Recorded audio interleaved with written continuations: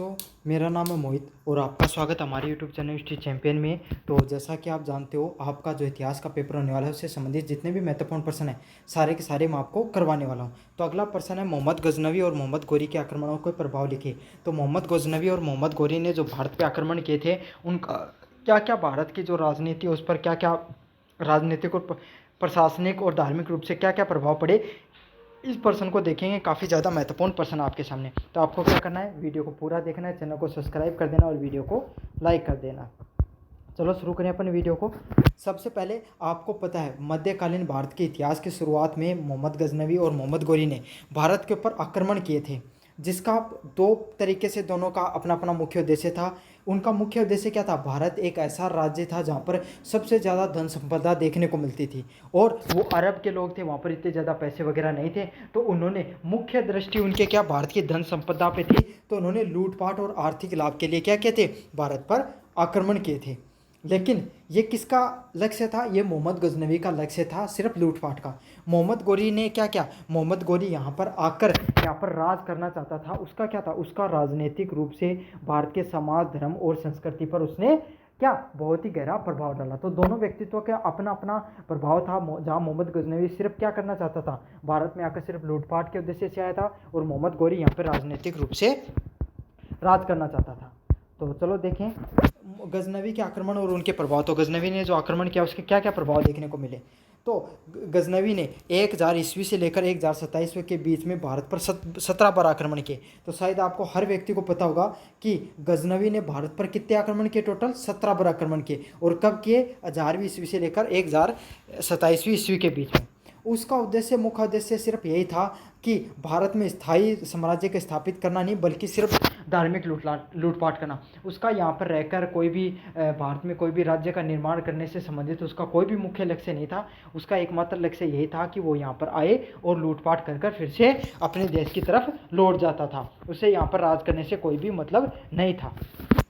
उसके आक्रमण से भारतीय सामंतों और राजपूतों की कमजोरी उजागर हुई। तो उस समय जो भारत में की सबसे बड़ी कमजोरी क्या थी, भारत में क्षेत्रवाद की भावना ज़्यादा देखने को मिलती थी। भारत के राजा हैं वो क्या थे, एक जगह संगठित नहीं थे। दिल्ली की सल्तनत है उस समय क्या अपने एक स्थायित्व की तरफ नहीं बढ़ रही थी, जहाँ पे बहुत ही कमज़ोर शासक देखने को मिलते थे क्षेत्र के हिसाब से। तो उस समय कोई एक प्रसिद्ध शासक या एक प्रमुख शासन हुआ नहीं करता था। इसका फायदा मोहम्मद गजनवी ने उठाया और उसने क्या किया, बार बार आक्रमण करके जो भारतीय शासक थे उनकी कमजोरियों को उसने सामने लाकर दिखाया कि देखो कि आप लोग संगठित नहीं हो, इसीलिए मैं बार बार आता हूँ और यहाँ पर लूटपाट करके चला जाता हूँ। इसका क्या था, इसके आर्थिक प्रभाव क्या हुए, तो इसने जो सोमनाथ के मंदिर सहित अनेक मंदिरों को और नगरों को लूटा। तो जो यहाँ पर आपके सामने मोहम्मद गजनवी है, इसने क्या किया, सोमनाथ का मंदिर हो गया, अन्य जितने भी मंदिर थे, इसको इसने क्या बार बार लूटने का कार्य किया। अरब और तुर्कों की धन दौलती का बड़ा हिस्सा भारत से पहुंचा। तो क्या वहाँ अरब और जो तुर्क हैं, इन्होंने बहुत ज़्यादा पैसा भारत से लूट कर लेके गए। कहते हैं कि उसमें भारत के पास इतना पैसा था, भारतीय लोगों के पास, कि सोने के सिक्के चले करते थे। खुद को नहीं पता होता था कि भारतीय लोगों को कि कितना पैसा उनके पास है। तो देखो कि उसको 17 बार लूटने के लिए आने पड़ा और 17 बार वो उतनी संपदा लेकर चला गया। तो सोचो कितना पैसा था भारतीय लोगों के पास। भारत की अपार संपत्ति विदेश गई, जिससे भारतीय अर्थव्यवस्था को घात पहुंचा। तो आपको पता बहुत ज़्यादा पैसा है, वो भारत से लूटकर वो कहाँ पर लेके गया, अपने देशों में लेकर चला गया। तो इससे क्या हुआ, भारत की जो अर्थव्यवस्था वो कमज़ोर हुई, क्योंकि भाई थोड़ा बहुत धन निकला। तो समुद्र हूँ, अगर मान लो कोई एगो लोटो निकाले तो किमी फर्क कौन पड़े, लेकिन मान लो समुद्र को तो भाई भी किमी फर्क कौन पड़े। गलत एग्जाम्पल ले लियो, अब तालाब ले लो, तालाब से मान लो एक लोटो निकाले तो कोई फर्क कौन पड़े, लेकिन मान ले आके मोटर 10 दिन लगाए, बार बार लगाए इजाजत तो कदे तो कम होगी थोड़ा बहुत। तो यही फर्क है। सांस्कृतिक प्रभाव की बात करें, गजनवी ने गजनी का एक सांस्कृतिक केंद्र बनाया। तो गजनवी है, उसने जो गजनी जगह थी वहाँ की अपनी, उसको एक अपना जो क्षेत्रीय और एक सांस्कृतिक केंद्र बनाने का भी कार्य किया। उसने फारसी विद्वान अल बरूनी को भारत भेजा और उसने अपनी प्रसिद्ध किताब तहकीक ए हिंद में भारतीय संस्कृति, समाज और धर्म का वर्णन दिया। तो उसने क्या किया भाई, जब कोई भी आदमी आपके साथ कोई ना कोई एक विद्वान तो रखे ही करते हो, क्यों, आपकी बढ़ाई कराने के लिए कि भाई माँ उठे गए और पाया धन पाट को लूटपाट करी। और तो इस हाबू यो भी एक अल बरूनी नामक एक व्यक्ति ने रखा करते, एक विद्वान ने जो एक जो जठे जठे जाया करते को बारे में लिखा करते। तो वो यो भारत में आए ना मोहम्मद गजनवी, तभी वो किताब लिखी कि तहकीक ए हिंद, मोहम्मद गजनवी आया तो उसके द्वारा अल-बरूनी उसके साथ आया, उसने एक किताब लिखी तहकीक-ए-हिंद, जिसने क्या किया, जिसने भारतीय संस्कृति समाज के ऊपर कहें कि भारत के टाइम की संस्कृति, भारत का धर्म, लोग कौन सा धर्म न मान्या करता, कौन सा समाज न मान्या करता, हन सब चीज़ों के बारे में विस्तृत रूप से उसने अपनी किताब के बारे में बताया। तो भारत में का जो पुराने काल का टाइम में कहीं कहीं को राष्ट्र के बारे में उस चीज़ किताब से उन्होंने बेरो पाटा है। अगले वाला पॉइंट है मोहम्मद गौरी के आक्रमण और उसके प्रभाव। तो मोहम्मद गौरी ने जो भारत पर आक्रमण किया उसके क्या क्या प्रभाव देखने को मिले, इसको अपन पढ़ेंगे। पहला क्या, राजनीतिक प्रभाव। तो 1175वीं ईस्वी से लेकर से उसने लगातार भारत पर आक्रमण किया। तो 1175वीं ईस्वी से लेकर वो क्या लगातार भारत पर आक्रमण करते रहे। कौन, मोहम्मद गौरी। ठीक है, मोहम्मद गजनवी की बात खत्म हो गया, मोहम्मद गौरी की शुरू कर रहे हैं। 1191 में उसने तराइन की प्रथम युद्ध लड़ा और उसने पृथ्वीराज चौहान को हराया। तो मोहम्मद गौरी थान सब ने बेरो है 1191 ने तराइन को प्रथम युद्ध लड़े और क्यों मारे, वो खुद हार गो 1191 की तराइन की पहली युद्ध में। अच्छा, पृथ्वीराज चौहान के करो उकन मोको हो सल्टा दें कि मोहम्मद गौरी ने, लेकिन भाई अपना जो संस्कृति रही कि आपा के नहीं था आदमी ने मारा कौन करता, लेकिन फिर भाया मोहम्मद गौरी बोले तीनों पार गुन पड़ी 1992 में उज्जू ले आयो है ना। अब की बार मौको मिले मोहम्मद गौरी, तो मोहम्मद गौरी कौन चुके वो सल्टा दियो अब की बार पृथ्वीराज चौहान ने, मतलब मृत्यु का घाट उतार दियो या शहीद कर दियो युद्ध के मैदान के अंदर। तो यही है 1992 में द्वितीय जो तराइन का युद्ध होता है उसमें जो मोहम्मद गौरी उसने क्या कर ली, विजय प्राप्त कर ली और दिल्ली पर अपनी क्या कर लेता है, अपनी स्थायित्व या अपनी सल्तनत है उत्तर भारत उस पर नियंत्रण स्थापित कर लेता है। उसकी विजय ने भारत में मुस्लिम शासन की नींव रखी। तो उसकी जो विजय होती है इससे उसके क्या होता है, उसके जो मुस्लिम शासन है उस पर उसकी नींव रखता है, जो बाद में जाकर दिल्ली सल्तनत के रूप में विकसित होती है। तो उसने जो उसकी जो विजय होती है उसने उसकी जो दिल्ली सल्तनत है, दिल्ली शासन है, मुस्लिम लोगों का शासन है, उसकी क्या उसकी जो नींव रखता है और दिल्ली सल्तनत है वो अपने चरम सीमा पर पहुँचती है। आर्थिक प्रभावों की बात करें, मोहम्मद गौरी के आक्रमण से व्यापारिक नगरों और मंदिरों को हानि पहुंची। तो मोहम्मद गौरी जब पहुंचा तो भाई मुस्लिम व्यक्ति था, तो इसने क्या किया, इसने मंदिरों को लूटपाट किया, मंदिरों को नष्ट कर दिया और जो अब जहां पर भारत की शिक्षा प्रणाली है जो इतनी प्रखर थी उसको इसने नष्ट करने का कार्य किया। किंतु स्थायी शासन के प्रयासों और भूमि राजस्व प्रणाली की नींव पड़ी।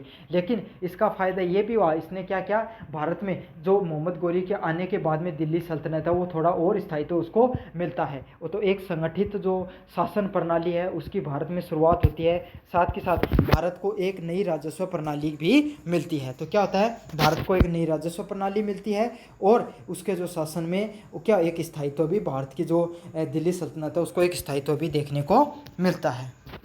अगले वाला पॉइंट है धार्मिक और सामाजिक कांड। तो भारत के जो धर्म और समाज पे क्या क्या प्रभाव पड़े उसके प्रयासों से इसको देखेंगे।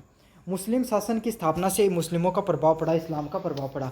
तो लगातार भारतीय जो लोग हैं यहाँ पे मुस्लिम लोगों ने जो आक्रमण किए, तो इसलिए क्या मुस्लिम धर्म है उसकी स्थापना और इस्लाम उसके प्रभाव धीरे धीरे और बढ़ता चला जाता है।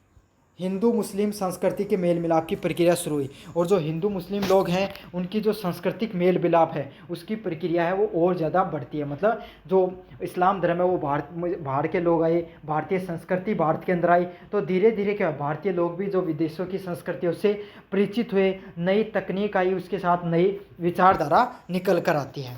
तो इस हिंदू और मुस्लिम लोगों हैं उसकी संस्कृति का मेल मिलाप, मतलब एक दूसरी संस्कृति है वो एक्सचेंज होती है। भाई को बाहर को आदमी आवे, जय मान लो थारा बीच में है कोई अंग्रेज आ जाए तो एक दिन के साथ बात को धीरे धीरे कि वो थोड़ी मारवाड़ी सीखोगे थी, थोड़ी को इंग्लिश सीखोगे, अं तो काम चले ना। तो अं है कि आपस की संस्कृति आपस में मेल मिलाप हो जावा है। तो भारत का लोग जब विदेशी लोग भारत पर आक्रमण करे तो इसे भारत के जो लोग हैं उनकी जो संस्कृति है वो उनमें मिलती चली गई।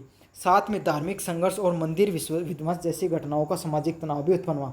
लेकिन एक साथ साथ क्यों जो भारत में ये जो मुस्लिम आक्रांता आया, मोहम्मद गौरी भी क्या करो मंदिर नष्ट करने को कार्य करो। तो इससे क्यों है भारत का जो धार्मिक संघर्ष है वो भी इससे ज़्यादा फैलो, क्यों आपस में भाई लोगों की धार्मिक आदत तो वही जब मंदिर थोड़ा कोई भी धार्मिक चीज़ें नुकसान पहुँचाओ तो एक दूसरा से कटुता भी हर लोगों के पीछे बढ़ती दिखाई दी है। निष्कर्ष की बात करें, मोहम्मद गौरी और मोहम्मद गजनवी और मोहम्मद गौरी ने आक्रमण ने भारत के इतिहास को दिशा बदला। तो भारत पे जब ये लोग आक्रमण करें तो पहली बात तुर्क और मंगोल जो ये आपका अरबी लोग हैं हर लोगों सबसे पहले ये चीज़ को विश्वास हो जाए कि भारत का जो शासक है वह इतना ज़्यादा मजबूत को नहीं आपा उठे जाके के कर्स का राज कर्स का। तो ये चीज़ क्यों ना पहली बार बेरो पाटा है। दूसरी बात, गजनवी के आक्रमण ने भारत की अपार संपत्ति और विदेश पहुंचाई।